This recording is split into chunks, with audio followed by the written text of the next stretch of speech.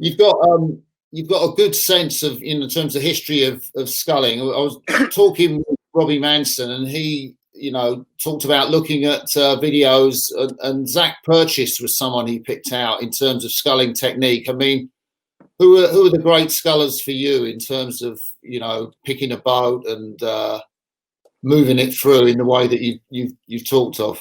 So I I used to look at lots of videos actually. That was actually one of the things that Bill did quite early on with me, was that we would watch videos of other scullers, and so I remember getting VHS tapes of the time that Ron Needs videoed Bernard Langer back in the early 90s, and there's a Thomas Langer. Sorry, Thomas Langer. Sorry, yeah. What am I talking Bernard? I'm thinking of golf. Why am I thinking of golf? Thomas Langer. I'm not great with names. What can I say? So it's like so yeah. It was a video. I think Ron Needs did it, and he's rowing along a canal pretty much, and it's just him just rowing along, and he's rowing with Mac-ons, but just his feel, his wherewithal on the boat, it was like nothing I'd seen anyone else do, and it was just it was almost perfection. Like he made it look like the ballets he did and stuff like that there, in terms of the way in which he was able to do that. And I know that like Olaf Tufte, he actually trained with some of the ballet dancers he did in Norway. So he did it from Oslo, and Bridget, his psychologist that he worked with, I think she trained quite a lot of ballet dancers she did and stuff as well. So it was that thing of like, there is, when you have that intrinsic sort of feel and all that sort of stuff, and he was a guy that had real sort of intrinsic feel with the boat and the way in which he'd moved in his rhythm. But closer to home, there was then things that stood out for me was Istok Cop. And I was then very fortunate to be able to have rowed several times in a boat with Istok.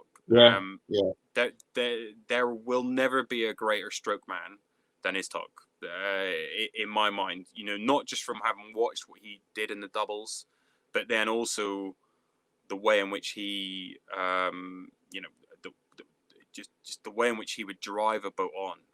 And he has an ability that, he is actually quite a quiet guy.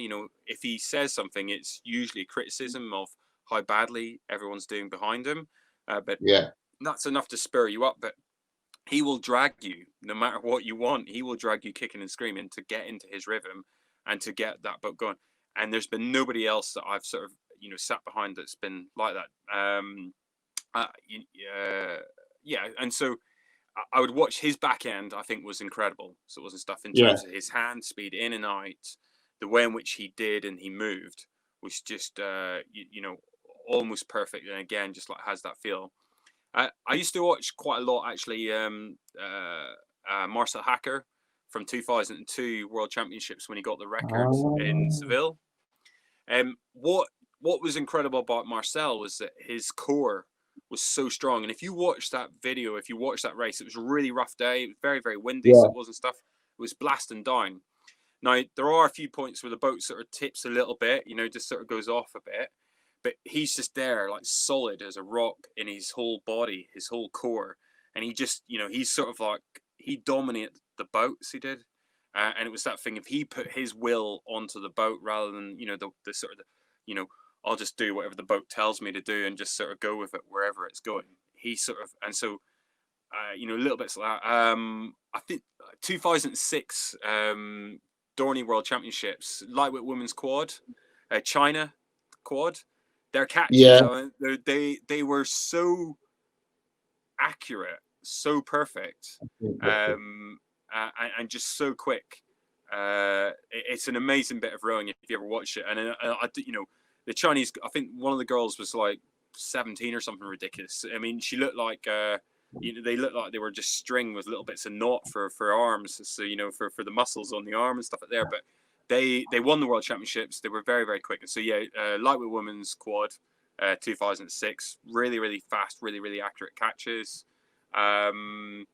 yeah, I think it's that thing of like little bits just always stuck to me. And again, actually rowing in boats with other top guys, you know, getting to row with Mahe, doing doing Pear's head, doing the It's head, doing the Force head with him, rowing with his talk, rowing with Andre Cynic. Again, just just such an impressive athlete.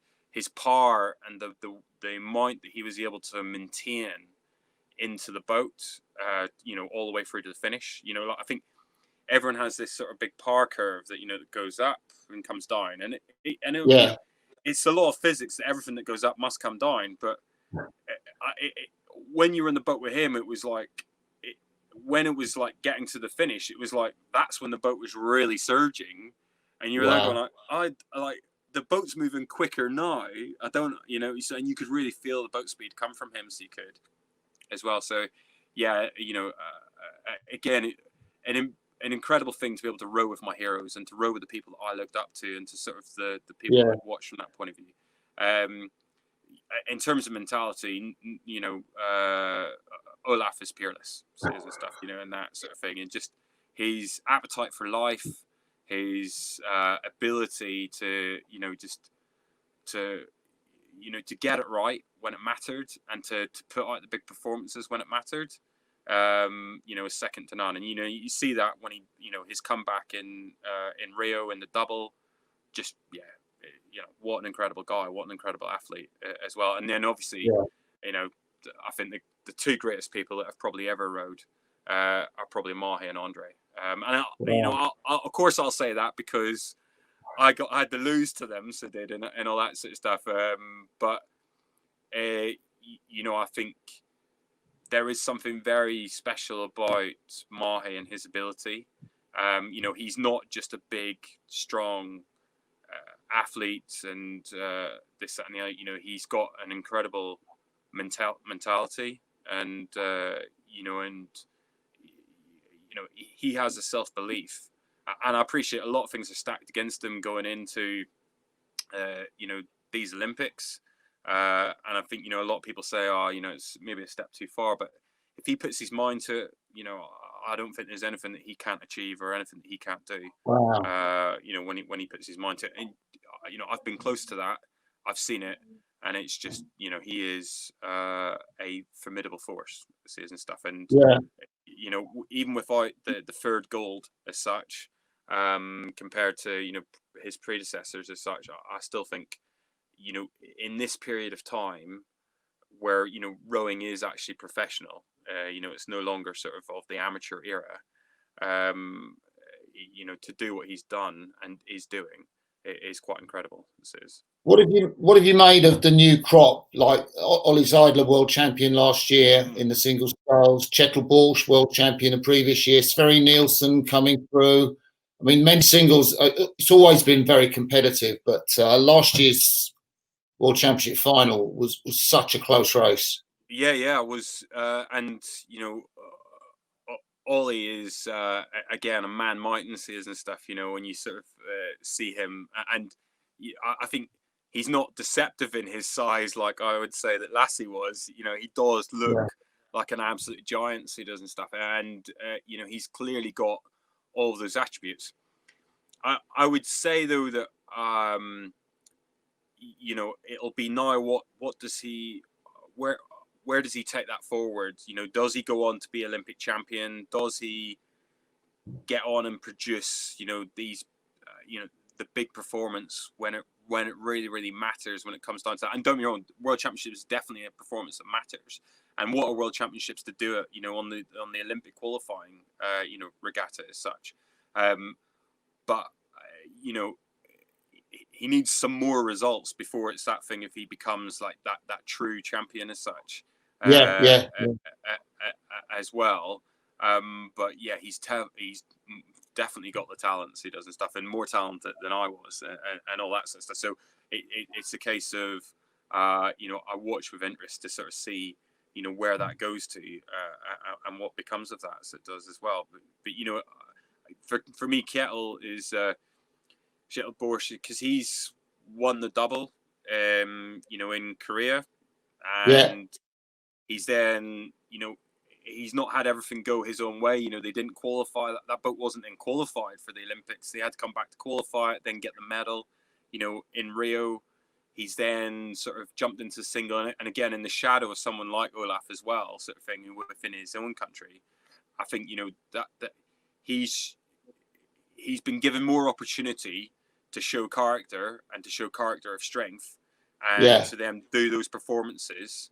You know, in that sense, and so yeah, I think that's what we'll see. But where I'd say, you know, it's a case like, well, you know, quantify this character, quantify, you know, well, what does that mean? You know, it's like the guy's quicker, he's stronger, faster this year and stuff. Well, look, I would say the 2018 Henley Royal Regatta, Mahi was not the best athlete. He wasn't in that final.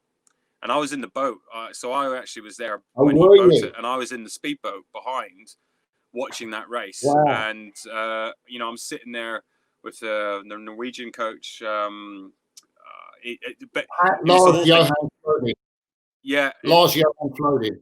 Yeah, so I'm sitting with Lars, and sitting opposite, Mahi's obviously doing the single, and he's sort of gone off to do you know, to do his own thing at that point and stuff, and he's making his comeback and all that sort of stuff before he goes into the 8 the following year. And you know, for him to come through and win that race, that for me just showed that was his character coming through, because he was like, I've got to do this in order to be considered for the single. And then, you know, he then does it at the then does another result, you know, the following weekend at Lucerne.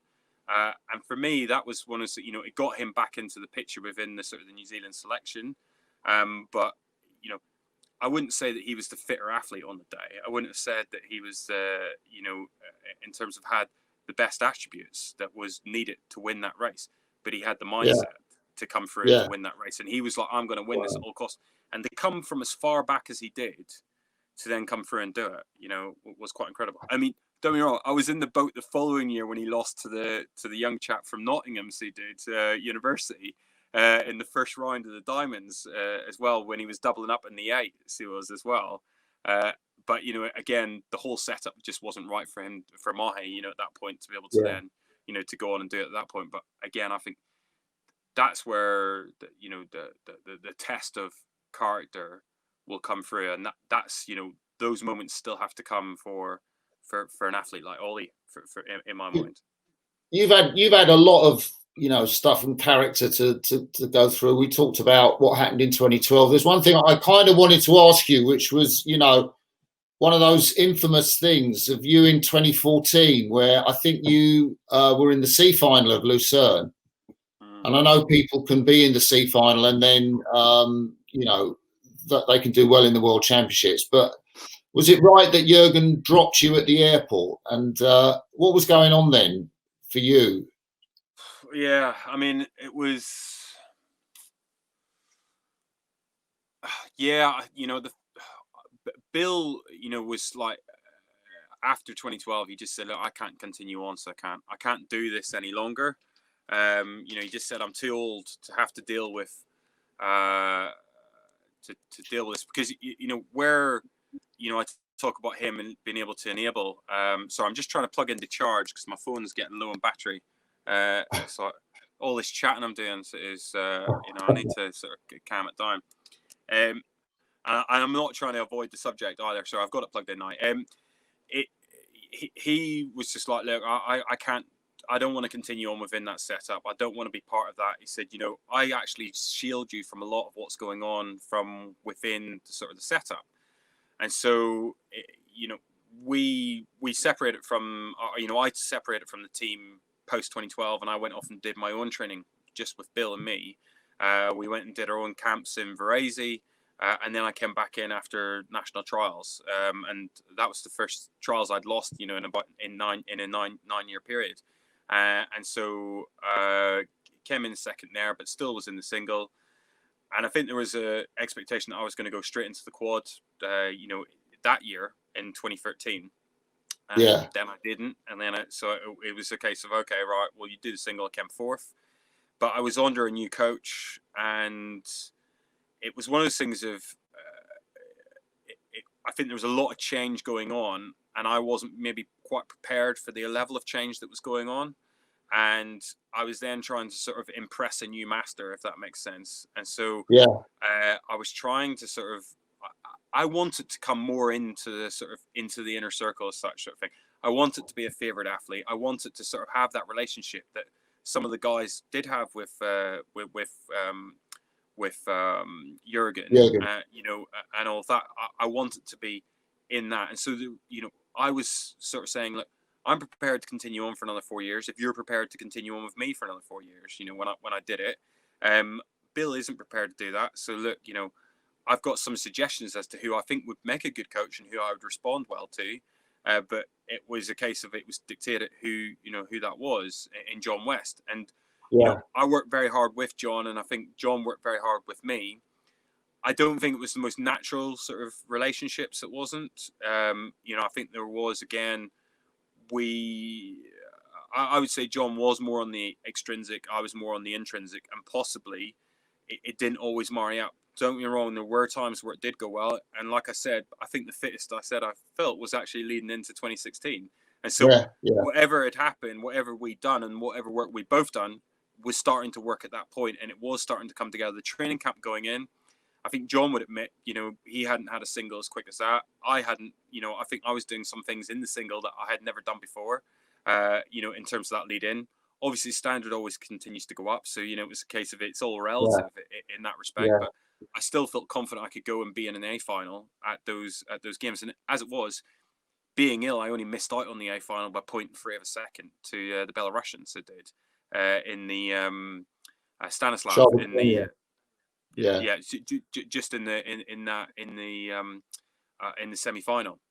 So there was a lot going there, but I had my daughter was born in 2014, so she came in the June. I had a lot of pressure with the trials, and you know, obviously my wife was pregnant. We'd bought a house. There's a huge amount going on in my own personal life at that time. I was I think possibly overwhelmed with all of that was going on, and you know, I sort of said, you know, once we get away in training camp, I think things will become a lot better, because it's a case of I'll be able to sleep. I'm not going to be up all night, you know, feeding a newborn baby, you know, and I think we've made provision for that to be able to enable that to happen. But as it was, you know, he just said no, and he did it at the airport, and it was, I mean, I was absolutely devastated, sort of stuff. And again, you know, it's one of the few times that I did cry in my life, and I will, you know, because it felt like you know, my whole world had been ripped out from underneath me. And I tried to sort of fight the case to say, look, you know, I think this is unfair. You know, I think, you know, you've judged this on one result. This is my worst ever result that I've ever had in the single. And it's not a fair reflection of what I'm capable of doing. And so, yeah, it did that way. You know, my parents already booked to go to Amsterdam, and actually were in Amsterdam for the World Championships and watched it all. And we're in the team hotel. Coincidentally, we didn't know which was the team hotel. But, you know, we booked that for them, and they were there. And so, yeah, it was devastating. But I then was then going, you know, well, I'm going to show them that I'm capable of doing this. Came back, qualified the single the next year, and then obviously got the space to be in the single, won the trials in 2016. And so it was a case of I was there going, look, I'm here and I'm serious, and I'm not going to just be sort of turned around because of, you know, a couple of bad results here and there, sort of thing. You know, it's like I'm prepared to be kind to it, and to go and, you know, do the performances when it matters. And I think it would have been one of those things of my one shot was to make it happen at those Olympics. And like I say, that opportunity was taken away. Frustrating, but I didn't do anything wrong. I didn't self-sabotage. I wouldn't have done anything differently. It was just, you know, it was probably as a result that they figured out it was probably a result of going in and out of air conditioning, you know, in Rio, as it was, you know, sort of like in an air-conditioned hotel and room, to then being out in the heat of Rio. And then that's how I got a head cold and all that sort of stuff. So it was an unfortunate set of events that led there, but it might have been the perfect end if, you know, if I'd have managed to make that A final, been part of the greatest race in Olympic history, you know, with you know, when it comes down to that half-hour photo shoot and all that sort of stuff. You know, that would have been photo finish. Yeah, it would have been awesome to have been part of that. But I can satisfactorily say that I gave it everything I could. And I think in terms of my character, I can say that I've always conducted myself with the highest level of pride, in that I've always gone out to give the best possible account of myself. Sometimes I've not, you know, the results haven't come in the way that I'd like them to have. But I know that there was nothing more that I could really have done, sort of thing. You know, it wasn't, I didn't decide to sabotage, or I didn't decide to not row well or anything there. And I think that was where that 2014 was so hurtful, was because it was a case of, you know, there was just a case of you're not good enough and that's it. But it wasn't like, what can we do to help? You know, you know.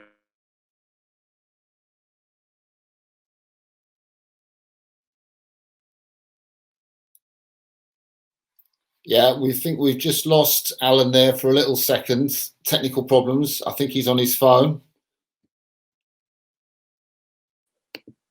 And there he is back. Sorry about that. It's yeah, maybe somebody's not wanting me to tell my story. It's like no. So that's that, you know, and all that. But you know, it's one of those things of it's nice to reminisce and all that sort of stuff. But you know, the pool of talent coming through now, you know, they are the next levels there and stuff out there.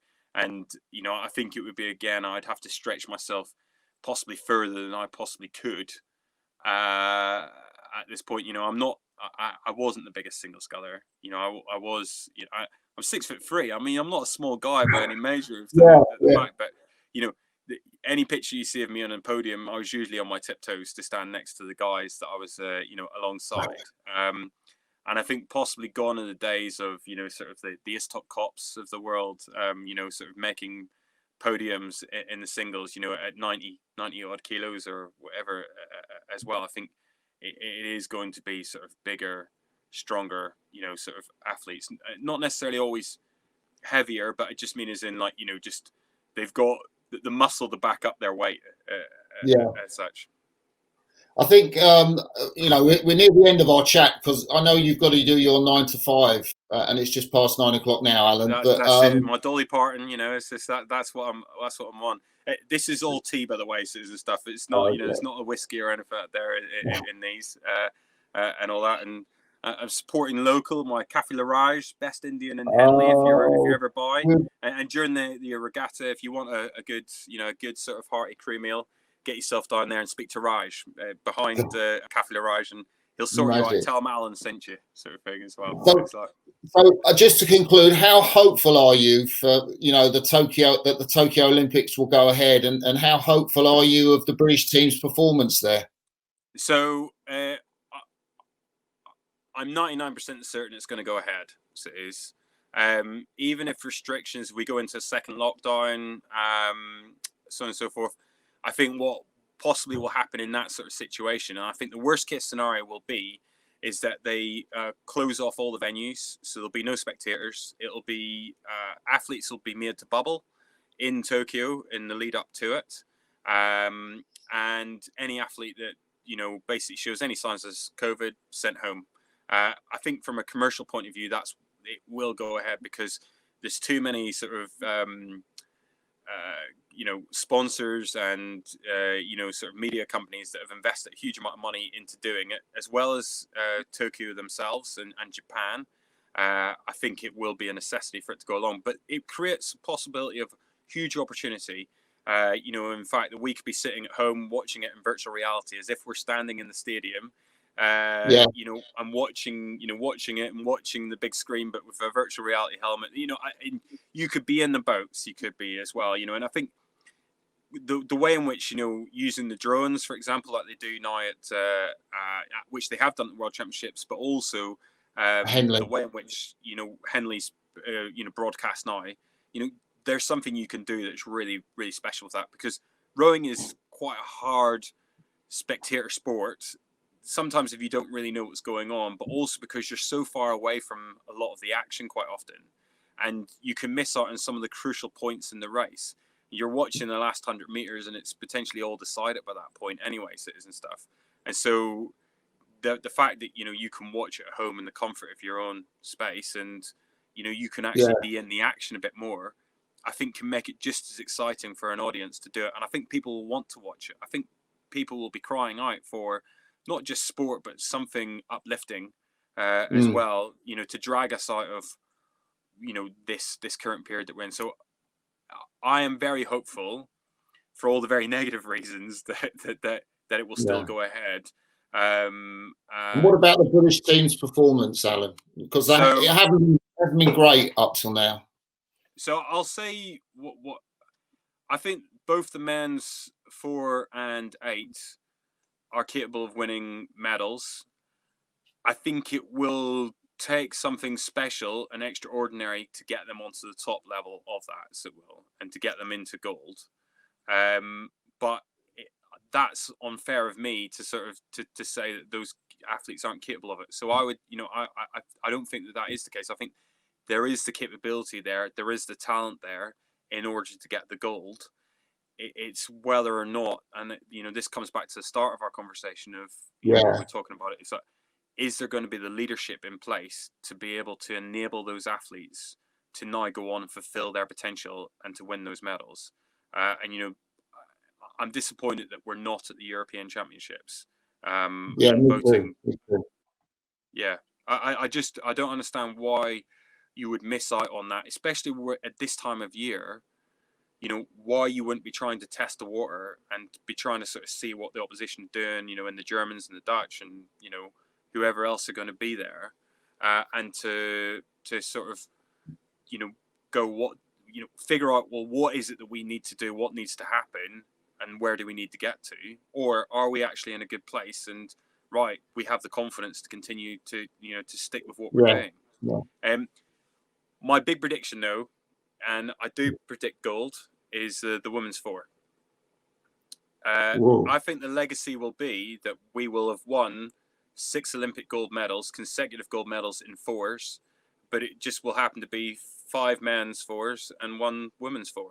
So it is. Whoa, there's prediction. So, well, the thing is, I don't think the women's. So the women's 4 have no. There's not pedigree. That's unfair, but there's no legacy there. So there's not. The women's 4 is a new event now to the Olympics. It should have been in Rio. To be honest, I don't understand why FISA were so stand in the mud about it, sort of thing. So I don't see what the issue was with, creating parity between men and women and just sort of going, here's a women's 4. That's all it was all that had to happen. Or even sticking with the lightweights, potentially at the cost of our men's 4, but taking away the men's heavyweight 4 and giving it to the lightweight women and having a lightweight women's quad. And that way, having something that would have been more sort of aspirational, and could have kept lightweights within the sport, sort of thing. But I'd love to have seen that sort of situation where it's that had happened. But regardless, it's a new event. I think that the top women's nations, i.e., I think that the US are going to stick with their 8, and I think if we stack our 4, and I think we have definitely got the people in that. Polly Swan, she is a leader, and she is someone that has won world championships. She's won an Olympic medal, so she has in the women's 8. Yeah. And I think the girls can rally around her. And there's a lot of fresh new talent there within the women's team, and there's no reason why they shouldn't have the fastest 4 in the world out of that group. I that's my sort of view of it, and I'm not Brendan or anything there, but if I was running it, I'd be stacking everything right now to support them, because I would see that as the greatest opportunity to try and get ahead and to sort of forge ahead. And I think it would do wonders for for women sport, but also women's rowing in the UK. And I think it would then bring up to a sort of there's like a retained legacy, from everything that happened, from yourself all the way through. And not only that, you know, in men's rowing, you know, it did go back to like Bill's day, and you know, in '64 when they won the silver in Tokyo. You know, I think there is a case there that, you know, and you had the Moscow 8 winning the silver this year. You know, there's a long pedigree and history there within men's rowing within the UK. It's really only started in women's rowing in all respect, you know, from Sydney, you know, with Catherine. And that silver medal that they got. And I know, and that's not to take away from anything before that, but it's just in terms of that's when it was like they established themselves as world beaters and world leaders. And I think if we can then come into, you know, to now, into 2020, 20 years on, to then have a top women's four, and to be like a case of, it's not a case of, you know, we've got you know, a men's four, and we'll support a top women's boat as well. It should be a case of, yeah, we've got a four. Doesn't matter what sex they are, sort of thing. We've got the best four in the world, and they just so happen to be women this time, sort of thing. You know, so I think that would be a big testament. It would be Alan, from that point of view. Alan, I think we could obviously go on talking all day, but I think it's been marvellous listening to you. Absolutely amazing. And I have to say, you've got such a great passion for the sport, and a love for it, and a feel for what's going on now. It's been amazing.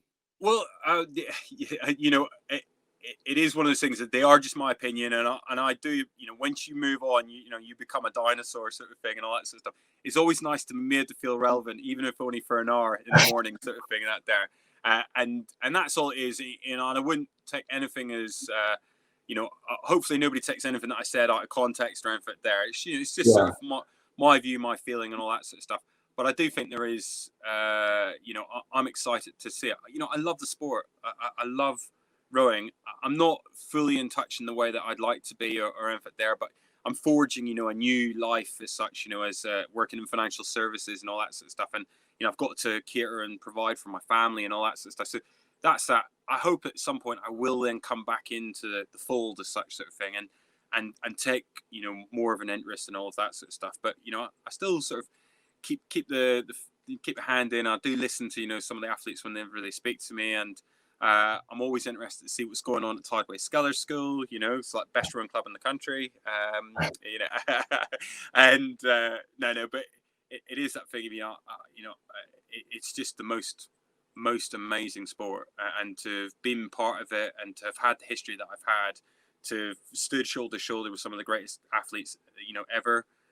You know, I can say that I'm very, very happy, very, very satisfied with everything that's happening. So I think I can speak from a position of contentment, not a position of necessarily, you know, I have all the expertise or anything there and stuff. You know, it's just my own opinion and all of that. So no, Martin, thank you very much for having me. Thank you, everyone, for listening. All one of you, you know, just you, Martin. And you know, it's been a pleasure. And you know, if anyone wants to chat rowing to me, you know, you'll see me wearing my stupid yellow blazer at Henley Royal Regatta this summer coming up, and grab me. I'll chat rowing till the cows come home. So wow, that's great, Alan. Thank you very much. Cheers, then. Take care. Have a good day. Bye.